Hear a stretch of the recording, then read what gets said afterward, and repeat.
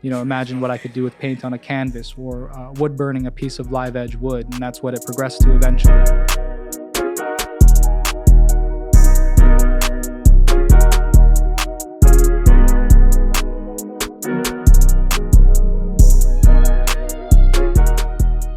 Okay, ladies and gentlemen, on this week of Young and Gifted, we have a special guest. This is going to be my first episode. This is going to be my first episode of Young and Gifted, filming someone that I don't know too well personally. This week we have a fellow creative, definitely young and gifted person, Benji. Thank you, Vaughn, for the intro. I appreciate that. Yeah. And before we begin, I just want to express my gratitude to you and Emily for having me on board here. I have a lot of respect for what you're doing, and the work you put into the balance of your work, your family life, and of course Emily over here. You're a beautiful human being who puts all your love and dedication toward your circle of people. So I just want to say thank you for having me here, and I'm grateful for this talk here. Yeah. Yeah. So today I really wanted to talk about. Wait, I kind of brush off that compliment and I'll just go back a little bit. I'll go back just to say things like this is why I do what I do and why I love to do what I do, because you get to meet a lot of cool people on the field and you get to speak to a lot of cool people. And today, as a full-time artist, I felt like it would be good for us to have a conversation about monetizing creativity, making creativity your business, the pros and the cons, because I know it will be hard. Like, 'cause sometimes you wouldn't love what you do once money starts to get involved. Like, you'll always be happy to do it, but I feel like even for me, like when it comes to filmmaking and every other thing, at some points, you kind of be like, I'm not feeling to do this right now, but you still have to do it because of the love of it. It's like marriage, right? Yeah. Totally. No, I agree. Sometimes there's been some really low lows on my journey, but there's been some really high highs. I can tell you that. So, no, it's been quite the journey. And monetizing what you love isn't easy, but it's fulfilling wholeheartedly in the fact that you're doing what you're doing for a reason. And the reason why I do what I do stems from definitely an early age, man. And when it comes to monetizing my art, it's like I don't think there's a method that I can give or instructions that I can lay out in a organized fashion, because everyone has their own lane and my lane's always changing. I think what it is an attitude. And it's an attitude of knowing that you possess these abilities and qualities. You see the world in a certain way that other people might not, and with that, you will find a lane if you persist on and you do what you do without caring about what other people think. And this has been a thing for me since an early age. Like when I was in grade 2, I was 7 years old. I was making comic books. With a friend of mine, Connie. We'd make comic books together and we sell them on the playground. And I made so many issues. Like I'd have stacks at home still, and teachers would buy them and all that. And once I realized, I had a love for sharing things that I loved with large amounts of people. Once I knew that I loved that, there was a million ways to go about it, and a million ways to make it happen. So.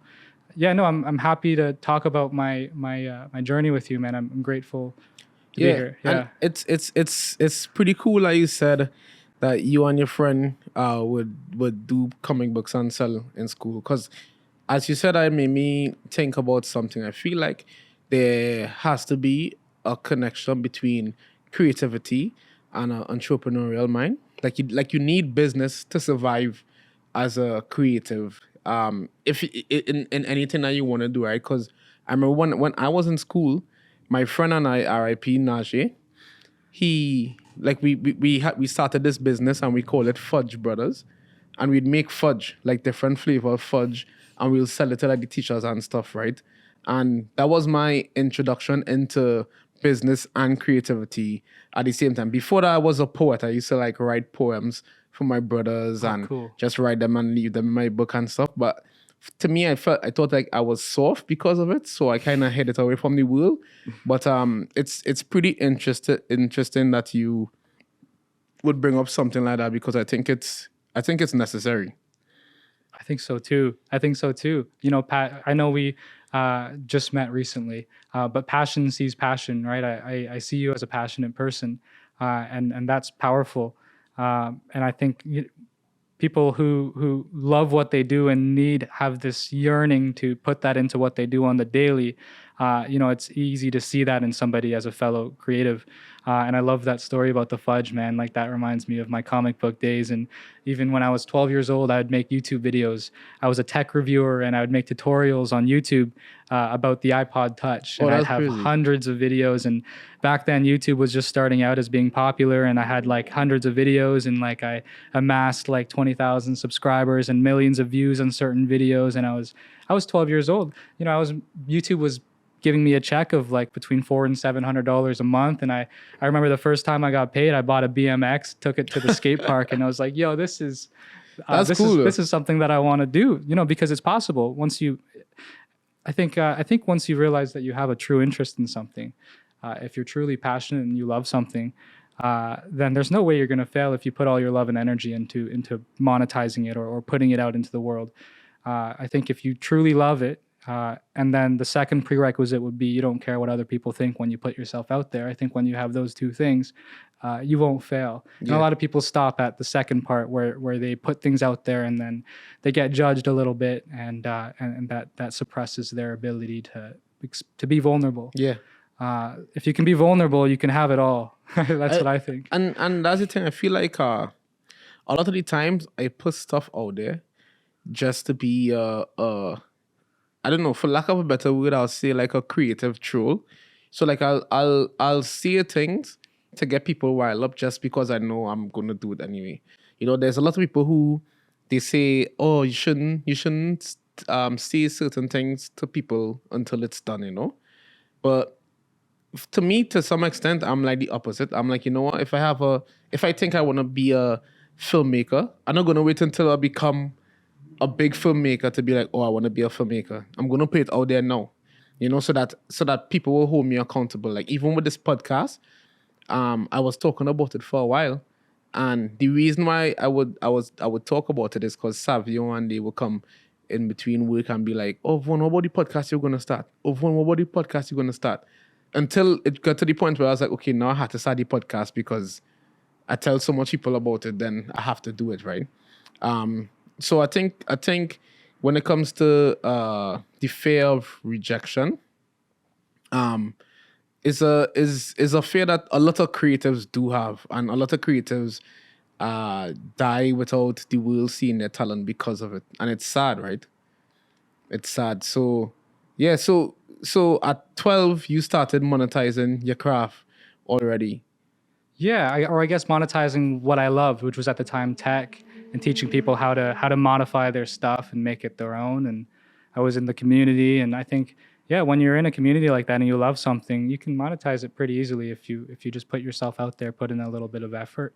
But that's, I guess I was just putting that example out there as just a little bit of context of like me growing up, always knowing that I wanted to be out there in whatever realm I was interested in at the time. And now now I'm an artist, and that's my lane. But you're right. You just have to be. You can't wait until something happens before you start getting a move on it. Yeah. You have to just start doing what you love for yesterday, kind of thing. And wait, so before we even dive deeper, yeah. If you could tell people exactly what you do, because I feel like we're talking and I know what you do, and you know what I do, totally. But I don't think we really put it out there as to what you really do. Yeah. So I'm a professional artist. I've been doing art full time for almost 3 years now. Right now, what I do mostly is murals. So currently my project is I'm doing a big mural at Banting High School. And so a lot of my time right now is taken up by painting murals, doing shows, and the goal really is to eventually get to a point where I'm half of the time doing murals, the other half of the time making original art for myself, and then hosting shows based off of that art, and then ultimately making content out of both of those processes. So Yeah. that's what I do ultimately. But what I've done historically, I've been kind of all over the place. in the realm of art. You know, I used to live stream. I used to be on TikTok. At this point, I've privatized like all the hundreds of videos that I did because I wanted to switch it up. I used to live stream, do commissions live for people, and they would commission me live. I used to do canvas paintings. I used to do wood burning. I used to, you know, tutor. I also currently work for the London Arts Council, so I teach every week. I teach kids at various neighborhood resource centers and libraries, and I also perform live on Dundas Street during Dundas live events with the council. So that's what I'm up to nowadays. So perform like paintings live. You do like live paintings. Yeah, so you know those portable murals, they're like this big slab of wood on wheels, and they would have a couple of those out for me, and I would do spray painting sometimes. Last time I was out there, I taught high school kids how to spray paint, but I also just kind of do it in a performative fashion too. So okay, wait, before we get into that, there's something that you said that I was thinking about today. Yeah, Because you said that you dabble in a lot of stuff in the realm of art. yeah, You know? And I was saying is that I was thinking there's a difference between a between a creative and a gifted person. Like creatives gifted, right? But I feel like with a gifted person, they know what the gift is. So it's like, okay, this guy is gifted. He's a good barber, or he's a good teacher, or whatever, and they know. But with creatives, you gifted at so much things, or you're so good at so much things that you can't pinpoint what's your gift and what's your purpose. So I feel like a lot of creatives, they do so much things before they find the alley or the community that they really belong to. For instance, you were saying that you did the YouTube videos and then the TikToks, and then and everything would seem different, but they all related. You know, it's all related. you getting the creative muscles going, right? Yeah. No, totally, totally. I completely understand and agree with what you brought up. You know, if I had one gift, it would be probably just my attitude, and my openness to trying new things, and sort of my confidence in my own ability to do something unique with whatever medium I have. And also, so when I talk about my attitude, that means trying what I'm doing, and knowing that the part in the journey in which I'm actually not that great at it is the most beautiful part of the journey. Like that's the part where I don't stop, and that's the part where I keep going.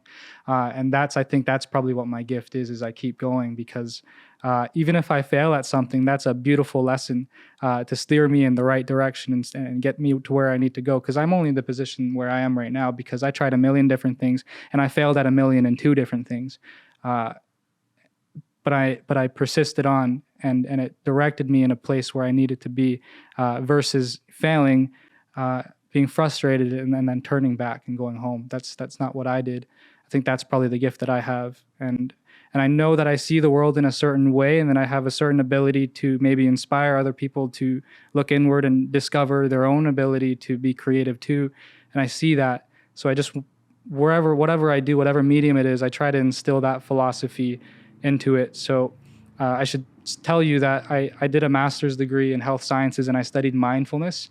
And mindfulness as a philosophy, it roots from Eastern philosophies, namely Buddhism and Hinduism and Taoism. And mindfulness is something that I hold central to everything that I do, and that's being present with a non-judgmental attitude, being present on purpose. And so, like, sharpening my awareness in a way that I can pinpoint where my biases are, and pinpoint my you know, where my thoughts and emotions lie, and sort of work with that and accept it with versus being scared of it. So, you know, I'm doing TikToks, but I'm teaching people how to be mindful while doing that. I'm teaching kids on Dundas how to spray paint, but I'm teaching them not to be frustrated when it drips too much. And when I'm doing murals, you know, they're grand and they're colorful and they're never planned. That's the best way to do it. So I think, yeah, there's like, I do a lot of different things, but there's like this central rhythm to how I do those things. Like mind control, like how to control your mind. Yeah. How old are you? I'm 25. You 25? Yeah. Oh shit. Yeah, bro. And you that's good, bro, because you did a lot of stuff. Like you have a master's, you said, right? Yeah. Yeah. Yeah, I did a master's degree, and then after I graduated, I just kept on being a full-time artist. When everybody, especially my parents, were like, "You're not going in the field. You're not, being a researcher and all that." And I think that's something that I'm actually probably one of the things that I'm proud of myself for is that I decided for myself what I want to do with my life, and I'm doing okay. Yeah, I feel like that is something that a lot of creatives do go through as well. That point where they kind of see if they're being crazy, so they try to do a regular thing, and then it hardly ever works out. Or if it does work, it never works out because you could make money from it, but you're always frustrated Right, with right. it, and Yeah. that was my part. That was the reason why I never wanted to be that person, even though this person or this field is way harder because nothing promised. Nothing promised when it comes to a creative. If you don't work, you don't get paid. I mean, I guess that's for every job, Yeah, but the but pressure is good. The pressure does something to you. exactly, I love the exactly, pressure. exactly is you just looking at everything and being like, I did all of this with something that God put into my mind.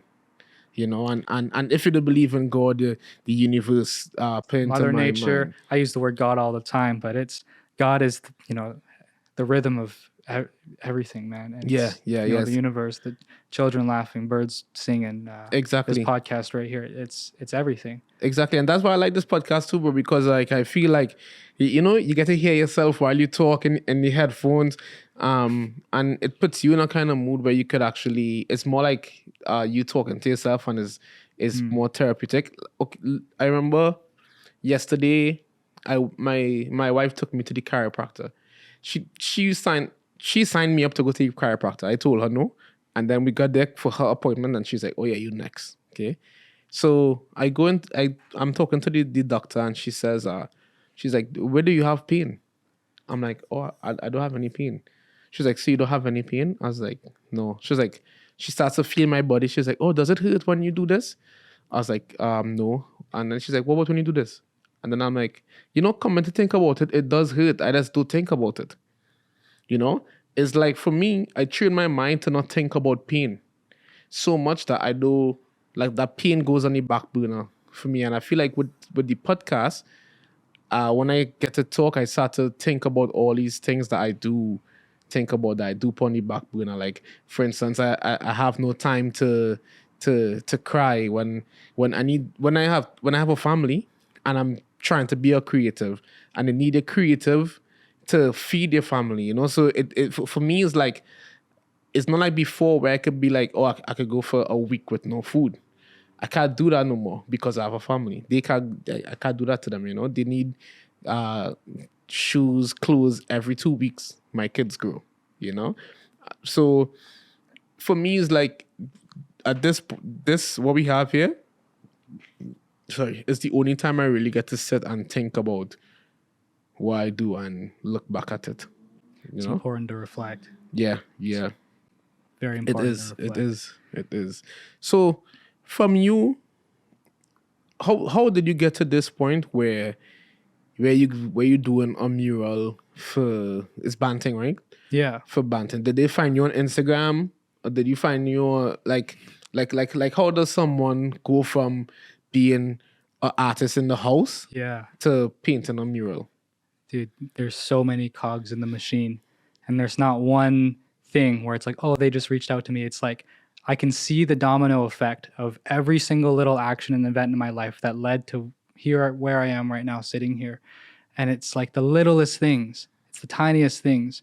And so that's why I hold mindfulness so close to me is because when you're aware of things that you're doing throughout your day and how your actions can dictate your path, like I'm very, very conscious of things that happen in my life and in relation to my behaviors and my openness to those events.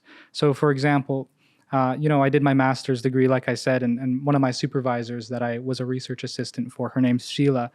She's a awesome woman. She's always so supportive, especially toward my art.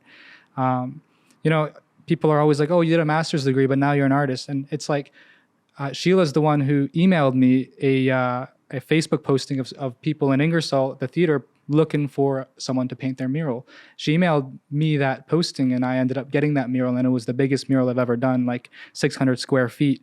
And that was the mural that after I did that, I have no issue getting any murals after that, after they see that job that I did. And you know, that's just like a small example of a link of like I was meant to do my education in that way for that to happen, and then for everything else to happen afterward. And also, my education formed my philosophy and my the way I see the world in terms of mindfulness and such. But it's like little things like that, and also like that big mural that I did in Ingersoll, like that was huge. I used a bucket lift for the first time, going up, you know, 3 stories high, and it was grand. It was something that I've never imagined. Like you know, they said that I got the job because every other artist was scared to put a design on, and they didn't want to. They didn't think they could adhere to the themes that they were looking for, and the how big it was. And I was like, I'm the type of person to like jump at something that seems so out of my lane, that it's exciting to me because I know I'm going to conquer that. It's like looking at a big mountain and knowing I'm going to climb it, even if every single step is excruciating. I think so. It relates back to my attitude. It's like I'm always down to do something that other people think I can't do, and even to some extent myself doubt that I can do it. So me doing that mural led to so many other opportunities. And it's like my openness to networking with other people, my openness to teaching other people, and I think it's just like a good-heartedness of genuinely wanting to inspire other people and directing people to their own source of self-love. I think that's what attracts more events. And so, how did I get to this point? A million different ways, you know. When I was in grad school, I started doing a live stream. During COVID, I was in a Facebook group where it's a Pokemon buy and sell group where you would buy and sell Pokemon cards. Yeah. And so I was like buying all these Pokemon cards during COVID that I used to have as a kid. And I had lost them. So I was buying them back and collecting and having fun. But then I realized there's a lot of people in this community, you know, spending hundreds and thousands of dollars on these cards, pieces of cardboard. And it's all about the art, these cards. So I started doodling for them. I hit the live button and I started drawing for people in that group on live. And it was like $5 a doodle. I had a sign up in the corner and had so many people watching me, and it was a party. So many people in chat, you know, e-transferring me on the spot. And so that became like a tradition. I started live streaming almost every day, where people would request a Pokemon and I would draw them like this like 5x5 inch drawing, and I would mail it to them. You know, it costs $1 to mail it to them, but they would send me a certain amount over e-transfer, and I was making some good cash. Like I remember one night I made like $500-$600 or even more. I don't even remember, but I bought like a PS5 the first weekend that I live streamed, and I was like, you know what, that's like what really clicked in my mind. Like I can do this again, and it reminded me of the YouTube days, and I was like, I can monetize my art, and it's just doodles. It's just a pen on paper, and it's small doodles. You know, imagine what I could do with paint on a canvas or wood burning a piece of live edge wood, and that's what it progressed to eventually. But in that Pokemon group, I developed a community of people who knew me and they knew me as someone who did something unique, and they put themselves out there. And I'm still connected with so many people today. And one of those people in that Pokemon group ended up being the manager of Eric Reprid, who's a pretty big rapper. He's based out of BC, but he's pretty popular, and I ended up doing an album cover for him recently. So little things like that, you know, like I see it as I took a risk in the Pokemon group, and it ended up giving me more fruits. You know, it led me to more doors. And so just the fact that I'm putting myself out there and I'm not afraid to do things that could be scary to a lot of people, because I know the doors that open after you walk through that first door. So, you know, I think it really stems down to my attitude and my ability to do things that other people might find scary or scared of being judged by other people. And that's what led me to where I am today. And the huge portfolio that I have is because I take jobs, no matter how new it is to me, because I know that I'll figure it out. Yeah. There's a lot of stuff that you said that stood out to me. A couple of things that you did say, not word for word, but you did speak about face and fear. and being prepared to face fear. I think on top of facing fear, I think being prepared to face fear is way more important than actually facing the fear, because you spoke about getting the mural, and and when no one else wanted to do it, and then you spoke about going on Facebook Live. No one does that, especially artists. They do. It's something live like that scares them, right? Right. But the mural part stood out to me because it reminded me of I, will- I don't mean to talk about it all the time because I know some people not religious or not spiritual like that, but it reminded me a lot of David. You know, I don't know. Do you know the story about David and Goliath?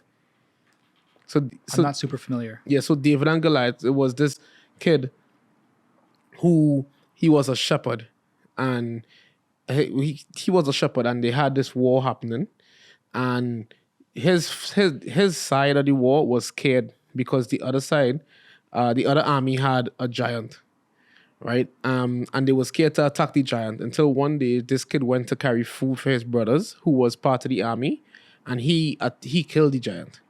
And the story about it is that all these guys were scared, but David was prepared because when he was a shepherd, a lion came to attack the sheep and he killed it. A bear came to attack the sheep and he killed it. And is basically the essence of the story is that God prepared him before he faces fear. You know, so like when no one was looking, when everyone thought he was just a shepherd, he was a warrior. You know, because he was training out in the field by himself with no one, so that everyone else was scared to paint this mural, and then you were like, you know what, I'm gonna do it, and then you crush it. You know, so it's not just about being facing fear, because you could have faced your fear and messed it up. You know, but to face your fear and be prepared, that is a connection that most people don't really have. Yeah. Yeah. No, that's a great story to connect to it. And I love what you said before about God putting these ideas in your head and you having to like live them out. Yeah. I kind of see it in a similar way too. I see like ideas are like these living entities that float around, and they only come to you because they know that you can realize them, and they know that you're able to bring them to life.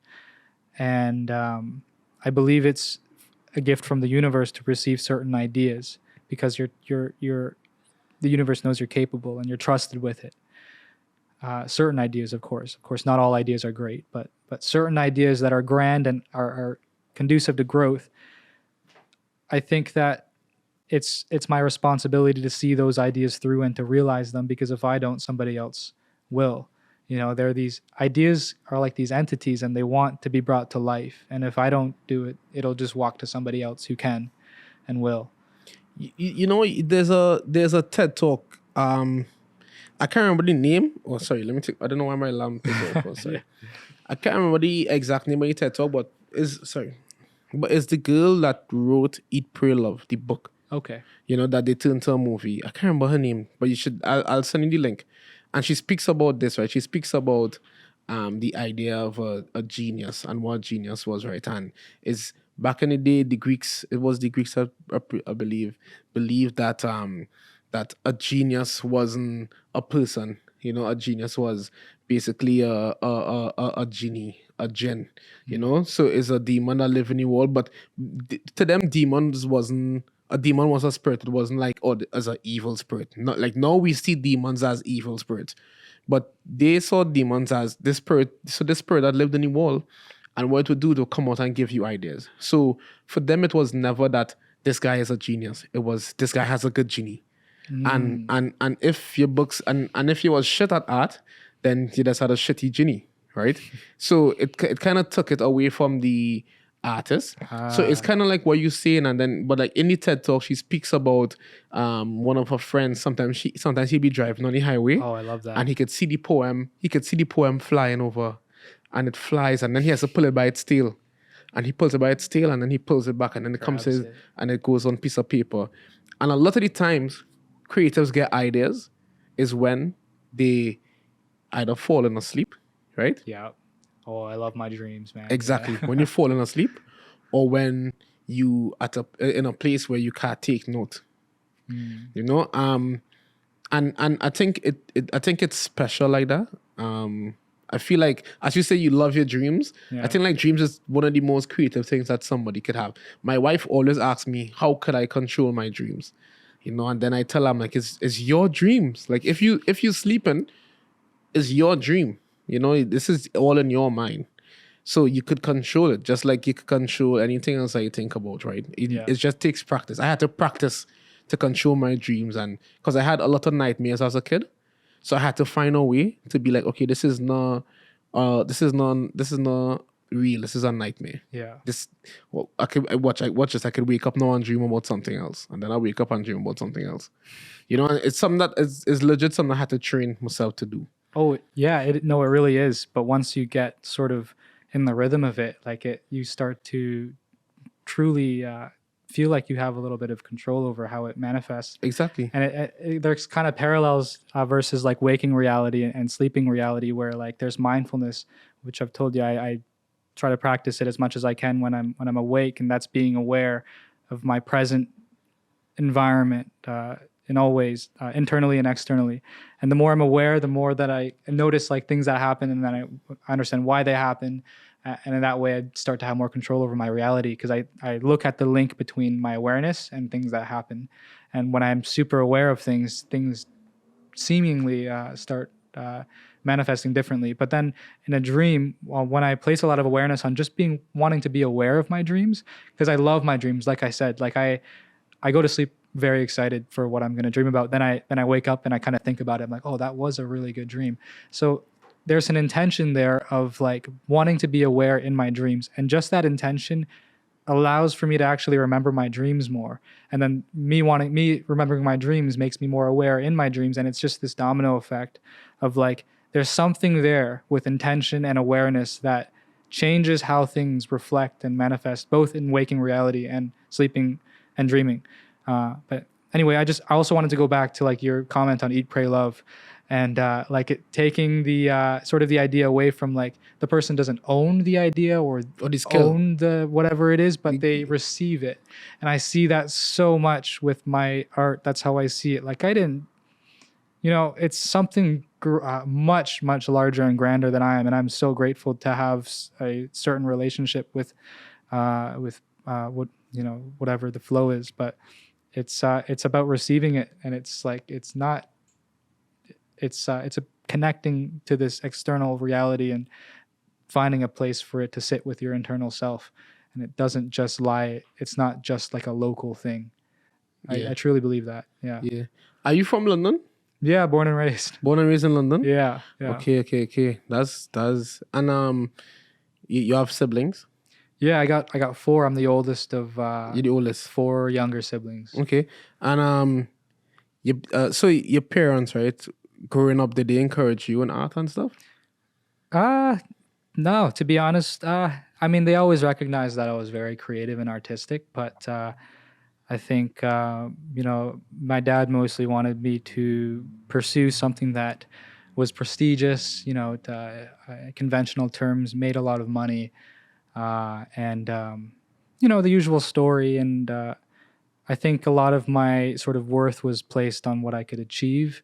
And so I think part of like my energy toward my dedication toward being a successful artist is like me needing to, on some level, prove myself that I could make it as an artist, doing what I love, but to the same degree as, some other profession. Yeah.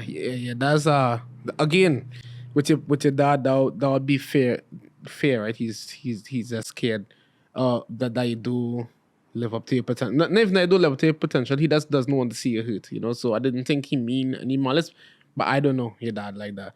But one thing that you did say is that they always recognized, and I feel like that's a big part of you figuring out, because from them recognizing and knowing that they recognize that you are talented will help you and push you, right, and that's good on their behalf. As I don't want to seem like I know you guys' relationship. I'm not saying that you guys had a perfect relationship or imperfect relationship. Yeah. I'm just saying like simple things. Like for instance, my mom also at first wanted me to go and do certain things, but she did recognize that I was talented, and from I was creative, and from her just saying simple things would be like, okay, well, if she think I could do it, I could do it.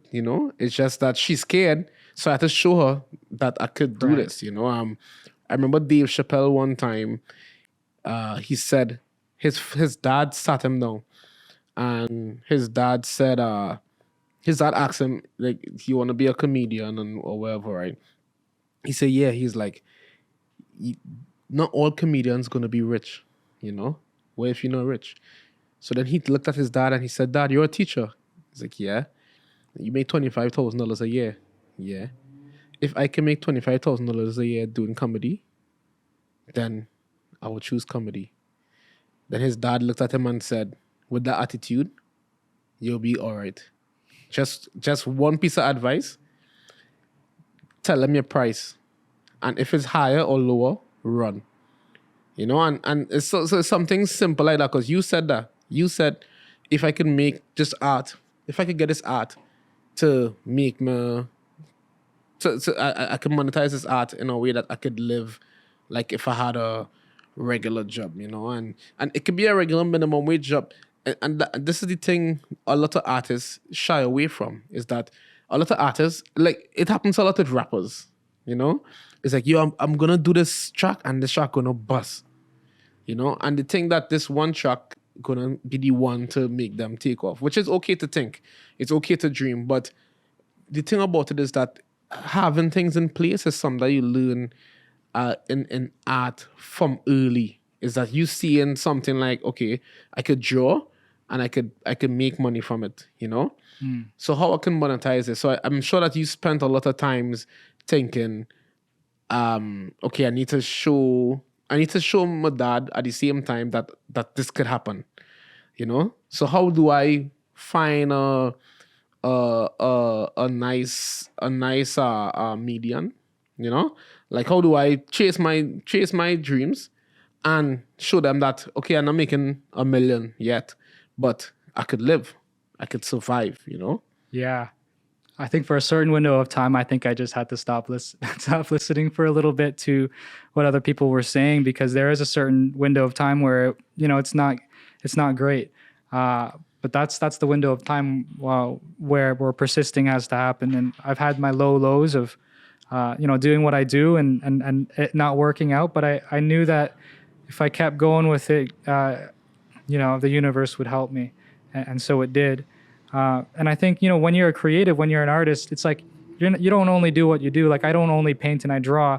As a creative, I'm creatively looking for different ways to make money. I'm creating opportunities.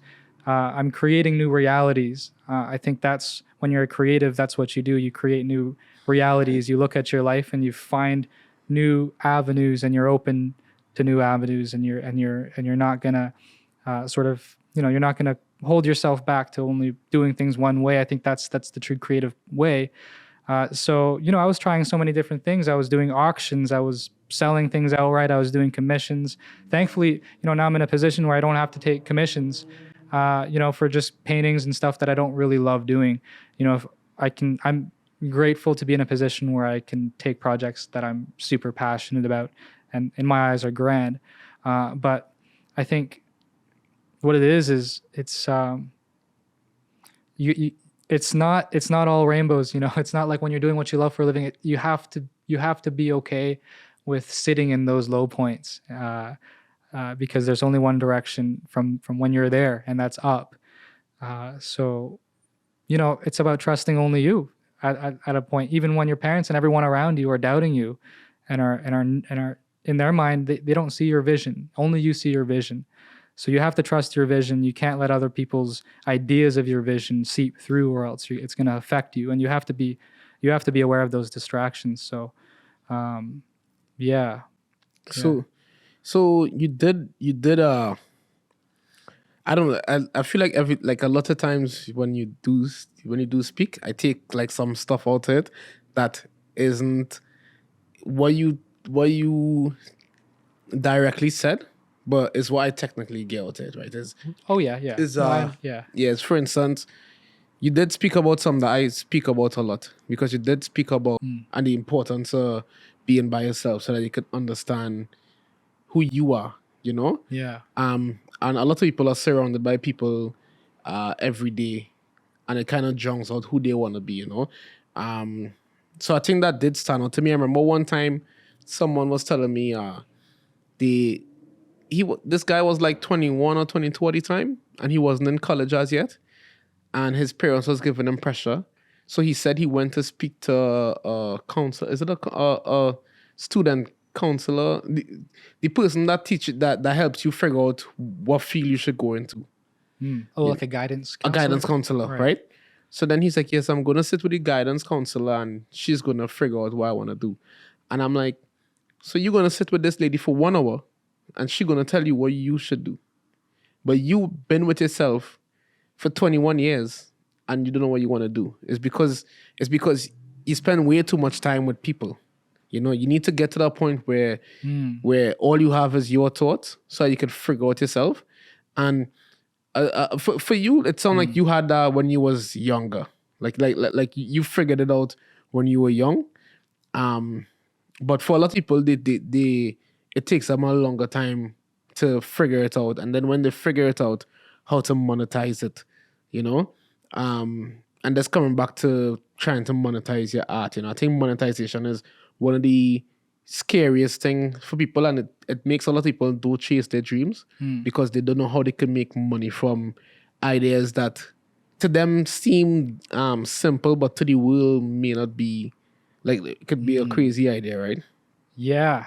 No, totally. It's a scary thought just to rely on yourself. And so I think like I didn't just, start full time and start from scratch and go from there. I was working as a research assistant and teaching assistant at the university for a couple of years and while I was doing so, I was doing my live streaming and doing my art on the side and slowly building up my platform to the point where I was confident enough in my own abilities, whereas when I quit my jobs, I knew that extra time that I would free up would give me a larger return versus just staying in my jobs. And when you work for yourself, there's ultimately no ceiling. You can go as high as you want. You can start charging whatever prices you want and what you're worth, depending on your portfolio and your experience. And so there's truly no ceiling, and no one's holding you back there. And that's the beauty of being a full-time artist. And you do have to get through that initial hump of where not a lot of people know you, not a lot of people are going to trust you. So you do have to build up your portfolio, and that is going to take doing commissions that you might not love doing, doing hard work, but you're still, part of it is it's a part of the journey. It's a chapter that's leading towards what you've always wanted, and you have to know that you'll get through that. So I think that's definitely part of it. And you said something, I think it's slipping my mind right now, but you do have to you do have to sort of take it slowly and don't quit your day job right away and build Yeah. yourself up.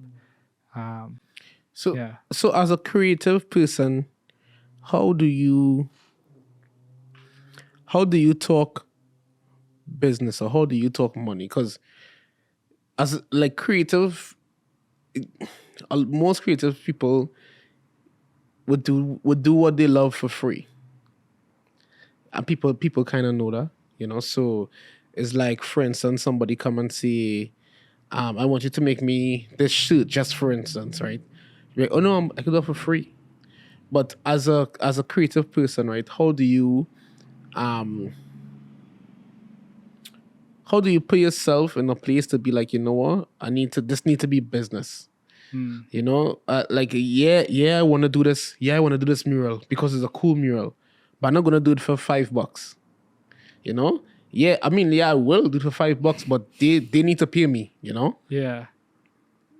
Uh, I don't, I don't really know. I guess you get to a point where you've done work and you got paid for the work, and you kind of use that as a standard for your future projects. And when future businesses kind of recognize you for what you've done, they're usually more than willing to match what your value is. And I think it's all about, your time is valuable, and the years and of work and experience that you've amassed has a certain tremendous value to it. So if I could live a comfortable life and have a place to sleep and eat, I would make art all day for free. Yeah. But that's not the reality of it, and I do it for a living. And so I have connected the business side to the passion side of it, and slowly I've gotten to the point where it is more passion than not. Now I'm doing projects that I really love and that truly do influence lots of people. Like the mural at Banting is going to be seen by thousands of people and students throughout the years, and that certainly has a certain value to it. So the amount that I'm getting paid for it, I think it's well worth the impact that it's going to have. Money is just an energy that you give to each other, and it's a potential. So they gave me money, and that's going to transfer into livelihood, and I gave them an energy that's going to transfer into inspiration. And kids who helped me on these murals, I had kids help me paint it in, and kids who helped design it. And it's based on an ESL class. I'm working with an ESL, English Second Language class, and they kind of helped design caricatures of themselves. So they're going to see themselves in this painting, and that's going to instill a sense of belonging, and that's invaluable. You can't put a price on that. So whatever I think is worth my time being there in terms of what I've done in the past, I think is well worth. They're willing to pay that price for what I'm, the value that I'm providing. I think that's really that. You just have to work yourself up. Yeah. You start, like I said, I was live streaming in the Facebook group, and the first live stream I did was just for fun. I was just doing it for shits and giggles. And there was a sign in the corner that said $5 a doodle, which is virtually nothing for like the entertainment. I'm talking, I'm drawing, and I'm going to mail it to them. And it's, like that, it was virtually free. Yeah. So, and I guess that was a start because of that, it will propel you to think about something else and then something else, yeah. And I like the way you structure everything, the business and the monetization of your creativity. Is something that I feel like all artists could learn from. And when I say artists, I don't just mean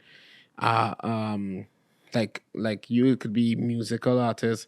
I always tell rappers all the times, I don't understand why you want to be a professional rapper if you don't have a business. If it's not under a business, it makes no sense to me. And understanding the value of intellectual property, and the value of your ideas is something that a lot of creatives don't even realize, that big companies pay people for ideas. Right. Yeah. Not even to touch anything, just for your ideas. Right. Yeah.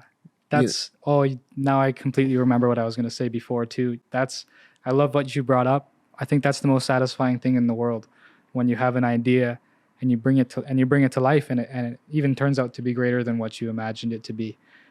Sort of turns life into some sort of sandbox, and you realize the potential there is behind every single moment in your life. And what I was going to say before, now that I remember because you brought that up, is when you were talking about the guidance counselor and people, kind of deciding what they were going to be in an hour's time. And, that's not possible. I don't think you start with the title or the profession or the role.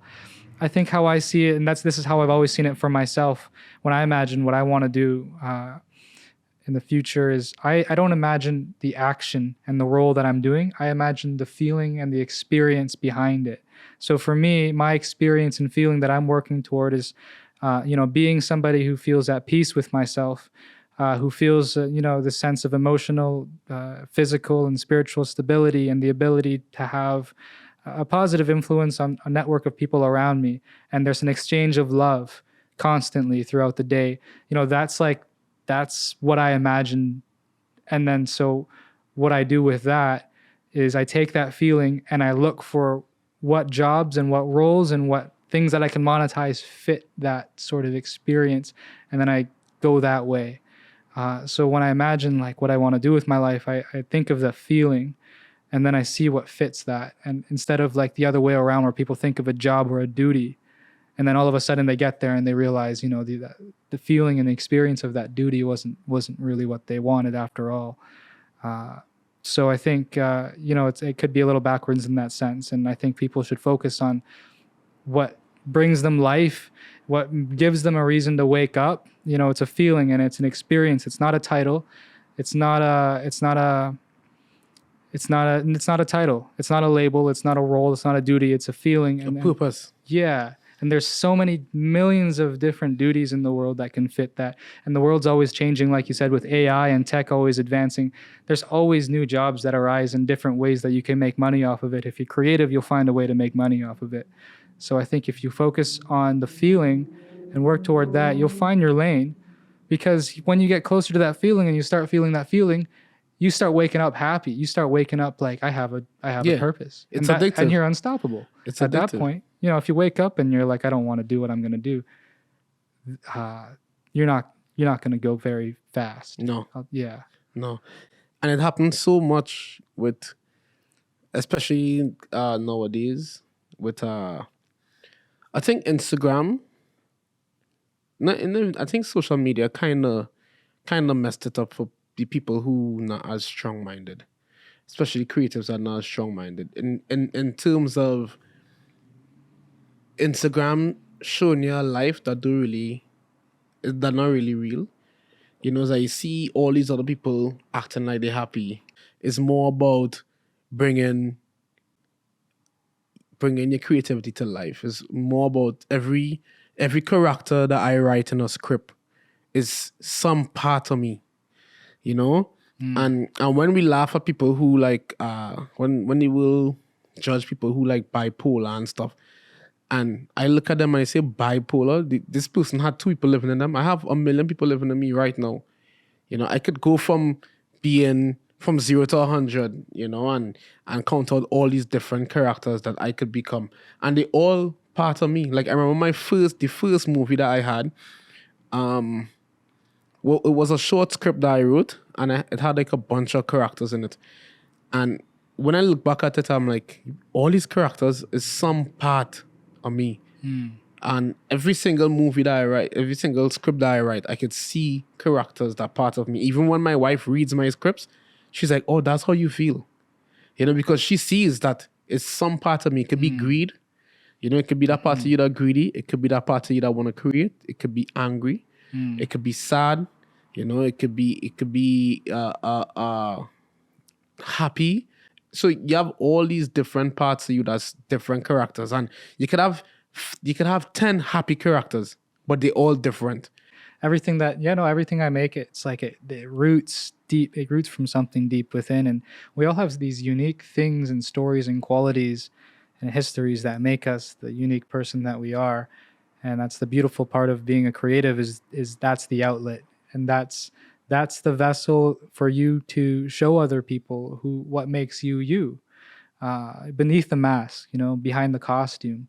And that's the beautiful part, even especially when it's not so positive. When you can embrace those parts of you that are dark and negative, that's the part. That's why art is so therapeutic to me, is because it's a time for me to embrace the parts of me that I don't want to confront in my daily life. And if I were to put that in a painting and people seem to like it and can relate to it, that gives me all the more motivation to keep going. Because if other people can connect to that, like, that's beautiful. There's parts of us, there's negative energies in all of us that we need to confront and embrace, you know, and transmute it into something that can have a meaningful impact on those around us. Yeah. Yeah, I think that was good. I think we could wrap it up here. I think we had a really good conversation. I think so too. It was so good to have you on, and I feel like we didn't touch on so much things that I can't wait for the next time that you do come on. Let's do episode 2. Yeah, let's get deep in the feels too. Yeah. 'Cause I feel like next time we could actually dive deeper into every other thing. But this was a good introduction to who you are, so that we could get better understanding, right? For sure. Yeah. So yeah. What's your Instagram again? My Instagram is benji.nova, benjinova.com, BenjiNova. I'm a local artist and muralist here in London, Ontario. And yeah, that's about it. I want to say I sincerely appreciate being here. Thank you for your time and energy. Thank you for your time and energy, Emily, for what you do. And yeah, it's been a complete pleasure. So thank you. Yeah, thank you. Thank you for coming on. Yeah, so I think that should be good for today. Cool. Yeah. Cool.